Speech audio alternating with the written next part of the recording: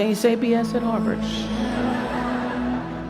The spin and phoniness and artificial nastiness that saturates so much of our national debate. I know you all understand better than most that real progress requires an authentic way of being, honesty, and above all, empathy. I have to say that the single most important lesson I learned in 25 years talking every single day to people was that there's a common denominator in our human experience. Most of us, I tell you, we don't want to be divided. What we want, the common denominator that I found in every single interview, is we want to be validated. We want to be understood. I've done over 35,000 interviews in my career. And as soon as that camera shuts off, everyone always turns to me and inevitably in their own way asks this question: was that okay? I heard it from President Bush. I heard it from President Obama. I've heard it from heroes and from housewives. I've heard it from victims and perpetrators of crimes. I even heard it from Beyonce and all of her Beyonce-ness. She finishes performing, hands me the microphone and says, was that okay? Friends and family, yours, enemies, strangers, in every argument, in every encounter, every exchange, I will tell you, they all want to know one thing. Is that okay? Did you hear me? Do you see me? Did what I say mean anything to you? And even though this is the college where Facebook was born, my hope is that you will try to go out and have more face-to-face conversations with people you may disagree with.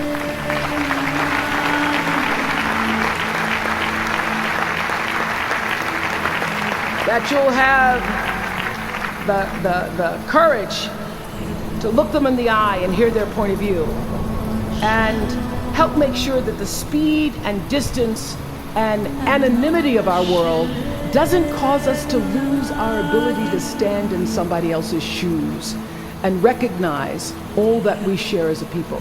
This is imperative for you as an individual and for our success as a nation. There has to be some way that this darkness can be banished with light. Says the man whose little boy was massacred on just an ordinary Friday in December. So whether you call it soul or spirit or higher self, intelligence, there is, I know this, there's a light inside each of you, all of us, that illuminates your very human beingness if you let it. And as a young girl from rural Mississippi, I learned long ago that being myself was much easier than pretending to be Barbara Walters. Although when I first started, because I had Barbara in my head, I would try to sit like Barbara, talk like Barbara, move like Barbara. And then one night I was on the news, reading the news, and I called Canada Canada. And that was the end of me being Barbara. I cracked myself up on TV, couldn't stop laughing, and my real personality came through. And I figured out, oh gee, I can be a much better Oprah than I could be a pretend Barbara. I know that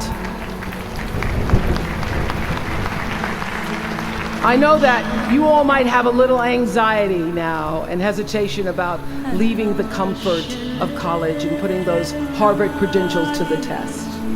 But no matter what challenges or setbacks or disappointments you may encounter along the way, you will find true success and happiness if you have only one goal. There really is only one, and that is this: to fulfill the highest, most truthful expression of yourself as a human being.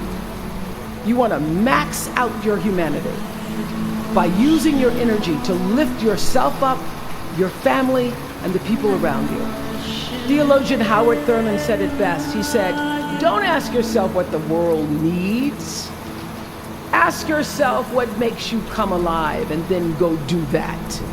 Because what the world needs is people who come alive. The world needs people like Michael Stolzenberg from Fort Lauderdale. When Michael was just 8 years old, Michael nearly died from a bacterial infection that cost him both of his hands and both of his feet. And in an instant, this vibrant little boy became a quadruple amputee, and his life was changed forever.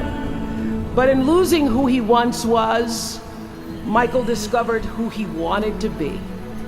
He refused to sit in that wheelchair all day and feel sorry for himself. So with prosthetics, he learned to walk and run and play again. He joined his middle school lacrosse team.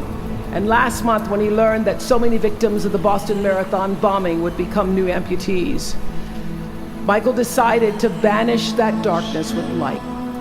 Michael and his brother Harris created MikeysRun.com to raise $1 million for other amputees by the time Harris runs the 2014 Boston Marathon.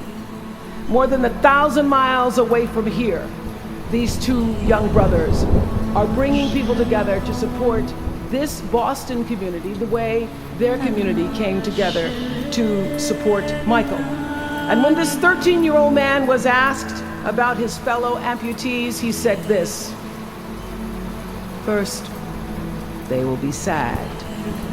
They're losing something they will never get back. And that's scary. I was scared. But they'll be okay. They just don't know that yet. We might not always know it. We might not always see it or hear it on the news or even feel it in our daily lives. But I have faith that no matter what, class of 2013, you will be okay. And you will make sure our country is okay. I have faith because of that 9-year-old girl who went out and collected the change. I have faith because of David and Francine Wheeler. I have faith because of Michael and Harris Stolzenberg. And I have faith because of you, the network of angels sitting here today. One of them, Khadijah Williams, who came to Harvard 4 years ago. Khadijah had attended 12 schools in 12 years, living out of garbage bags amongst pimps and prostitutes and drug dealers, homeless, going into department stores, Walmart in the morning to bathe herself so that she wouldn't smell in front of her classmates. And today she graduates as a member of the Harvard class of 2013.